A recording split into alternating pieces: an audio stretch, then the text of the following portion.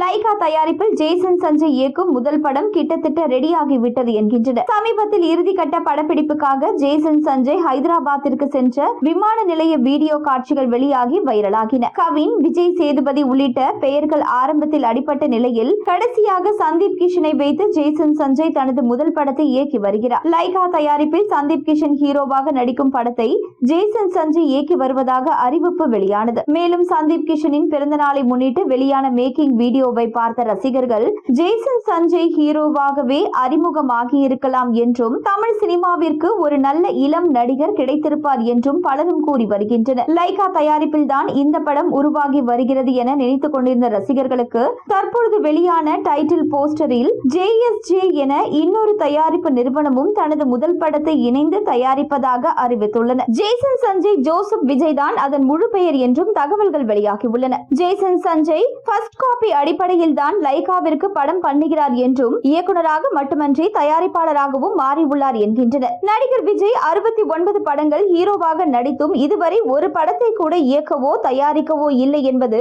அனைவரும் அறிந்த ஒன்றுதான். ஹீரோவாக தமிழ் சினிமாவின் முன்னணி நடிகராகவும் வசூல் மன்னனாகவும் மாறி பல இளம் இயக்குநர்களை பெரிய இயக்குநராக மாற்றியவர். அப்பா செய்யாத 2 விஷயங்களையும் சினிமாவில் மகன் ஜேசன் சஞ்சய் செய்து வருவதை அறிந்து கோடம்பாக்கத்தில் பரபரப்பான பேச்சுகள் அடிபட்டு வருகின்றன. இரண்டிலும் அவர் வெற்றி பெறுவார் என பல பிரபலங்களும் வாழ்த்தி வருகின்றனர். சூப்பர் ஸ்டார் ரஜினிகாந்த் லைகா நிறுவனத்துடன் நெருங்கிய நட்புடன் இருந்து வருகிறார். தற்பொழுது விஜய் மகன் முதல் பட போஸ்டரை பார்த்து தனது வாழ்த்துக்களை கூறியுள்ளார். விஜயின் வாழ்த்துக்களை இதுவரை வெளிப்படையாக தெரிவிக்கவில்லை. ஜேசன் சஞ்சய் படத்தின் இசை வெளியீட்டு விழா உள்ளிட்ட ப்ரமோஷன் நிகழ்ச்சிகளுக்கு விஜய் வருவாரா என்கிற கேள்வியும் எழுந்துள்ளது. கூடிய சீக்கிரத்தில் படம் ரிலீஸிற்கு ரெடியானதும் அது தொடர்பான தகவல்கள் வெளியாகும்.